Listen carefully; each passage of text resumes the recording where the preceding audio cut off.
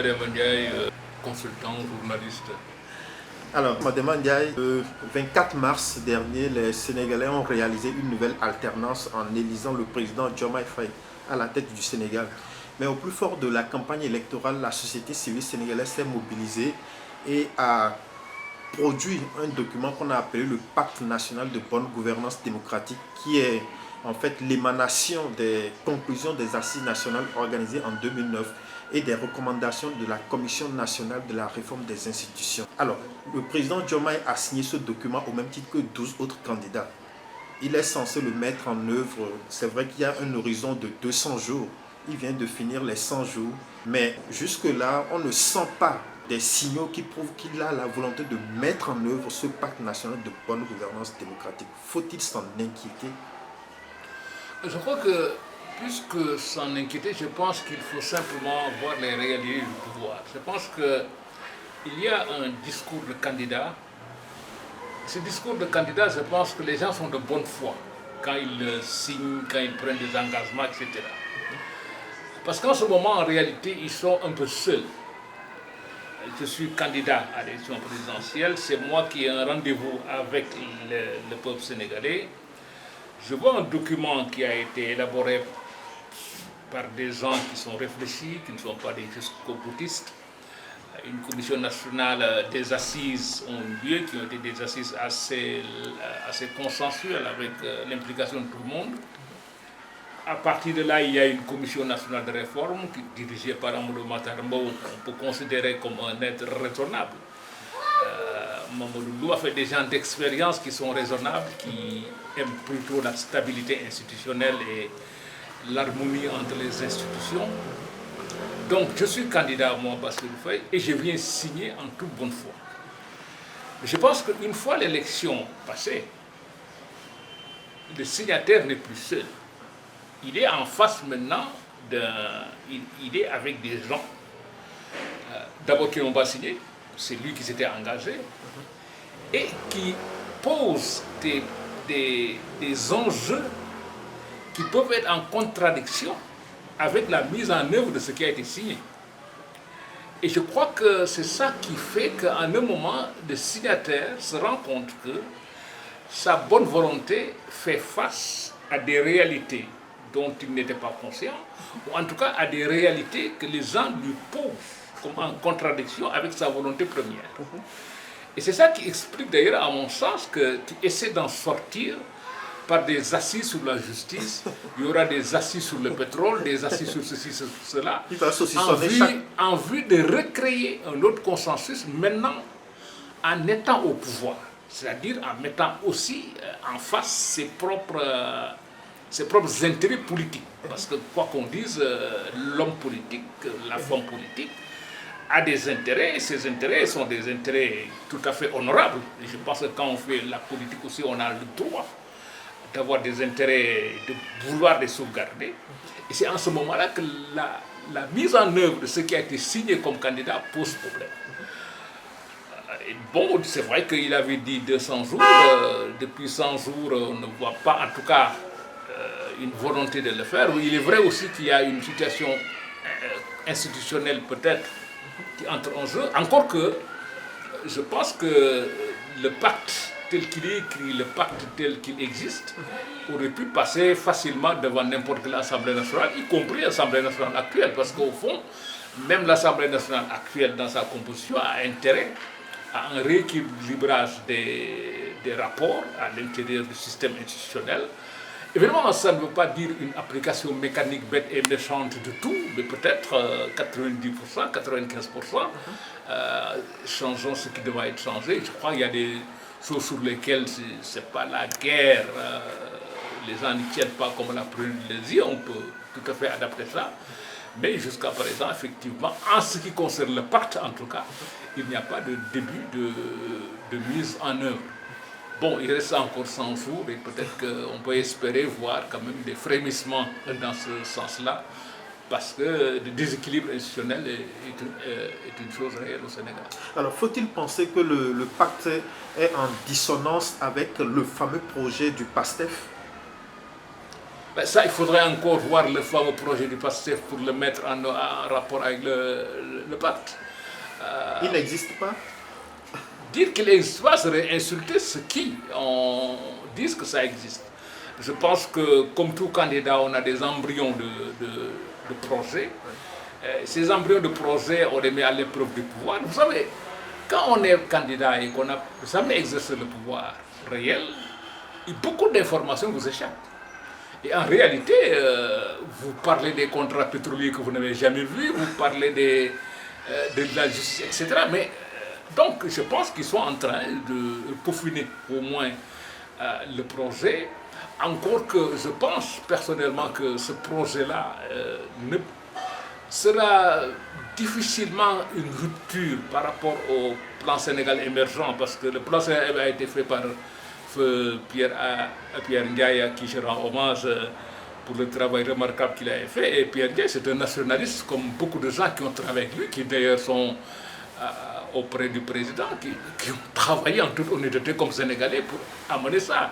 Je pense que leur diagnostic était bon, leur priorité, on peut en discuter. Est-ce qu'il est plus près de faire ceci ou cela? Je pense que le débat, c'est dans les priorités, mais le plan Sénégal émergent dans sa globalité me semble pouvoir répondre aux besoins de ce pays après quelques ajustements et quelques priorisations. Je pense que l'erreur qui a été faite par le régime de M. Macky Sall, ça a été de n'avoir pas fait comme la Malaisie ou d'autres pays qui ont eu des plans sur de très long terme, mais ce n'était pas le plan du président.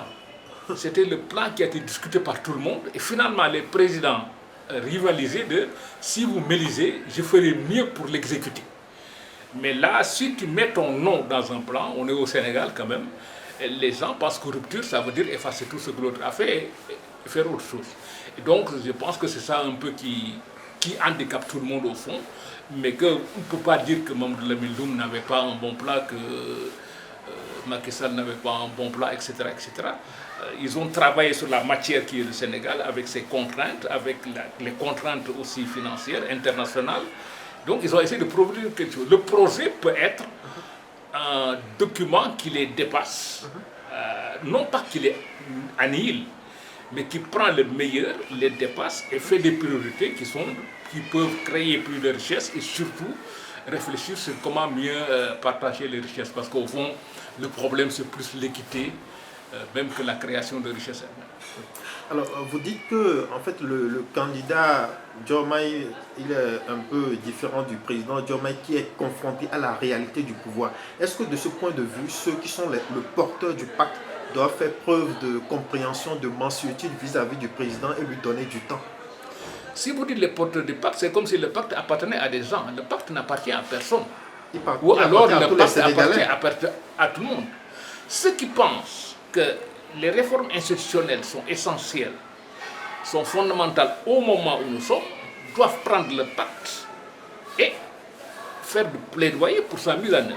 Si les gens pensent que les réformes institutionnelles, ce n'est pas important et que peut-être que ce qui est important, c'est de renégocier des contrats de pétrole, c'est aussi une possibilité. Mais moi, je pense que le pacte, en tout cas les éléments disons, d'harmonisation ou d'équilibrage des pouvoirs, me semblent essentiels dans un pays comme le nôtre, où finalement, le problème que nous avons eu depuis 1963, c'est qu'on a un président de type 5e République en France, alors que nous ne sommes pas la France et nous n'avons pas le personnel politique, le personnel intellectuel, ni l'histoire de la France.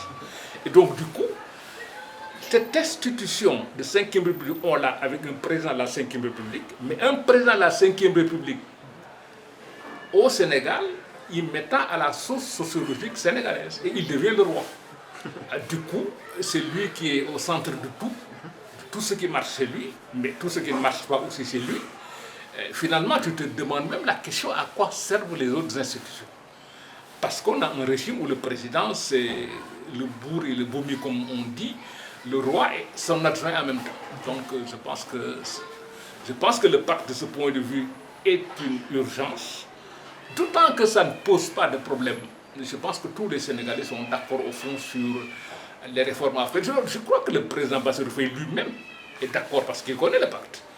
Mais comme je dis, peut-être qu'il y a des pesanteurs internes qui sont liées à la politique, qui sont liées à l'exercice du pouvoir, qui l'empêchent de faire ça. Macky Sall avait signé le pacte lui aussi. Hein. Mais avec réserve, avait-il précisé? Qu'il y ait réserve ou pas, il avait signé, il avait demandé à une commission de lui faire des propositions. Mais s'il n'a pas fait aussi la mise en œuvre, c'est parce que c'est très compliqué pour un président. Hein. Vous avez des gens qui n'ont pas intérêt à ce que ça change. Et ces gens, ils sont très forts dans tous les régimes. Oui. Alors, vous dites fort à propos que le pacte n'appartient pas à un groupe de personnes, mais plutôt à tous les Sénégalais. Alors, dans ce cas, est-il possible que dans les années à venir, pour les prochaines élections présidentielles, le pacte soit un argument mobilisateur de l'électorat? Je veux retourner un peu en arrière. Je pense que le pacte a été évidemment élaboré par un groupe de gens qui étaient représentatifs du Sénégal et tout. Je pense qu'ils n'ont jamais fait de communication sur le pacte. Je pense qu'on a estimé que c'est tellement bien qu'on n'a même pas besoin de faire de plaidoyer.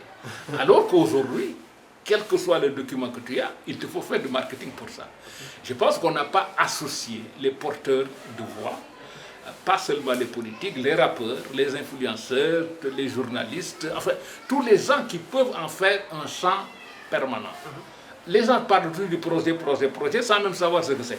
Il aurait été bon que les gens parlent du pacte, même sans savoir ce qu'il y a dans le pacte. Mais ça, on ne l'a pas. Et aujourd'hui, tu es en train de faire la promotion du pacte, et encore d'expliquer ce qu'il y a dans le pacte. Alors que, et je pense que si ce travail de communication se fait, j'espère moi que ça sera appliqué, donc on n'aura pas besoin de revenir encore sur un plaidoyer pour la pacte. Mais si ce travail, si ce n'est pas appliqué, je pense qu'il faut le vulgariser et peut-être qu'on aura des candidats qui n'auront même plus besoin de signer pour dire qu'on va appliquer le pacte, mais qu'ils le mettront carrément comme au cœur de leur programme qu'ils vont proposer. Je pense qu'encore une fois, moi je ne désespère pas que le président Bassirou Diomaye, parce que je pense qu'il l'a connu, qu'il est sincère, et bon, maintenant, c'est à lui de vaincre les pesanteurs qui peut-être s'opposeraient à ça. Et pour vaincre ces pesanteurs-là, il faut aussi qu'ils s'appuient derrière les gens qui ont élaboré le pacte, derrière les Sénégalais, et leur expliquer pourquoi ce pacte-là est bon. Et je pense qu'il aura beaucoup de supporters, des gens qui ne sont pas dans son parti, peut-être pas, qui ne sont pas militants, même des gens qui sont contre lui, mais qui se disent que ça c'est bon pour le pays et qui seraient capables, je crois, de le soutenir en ce sens-là.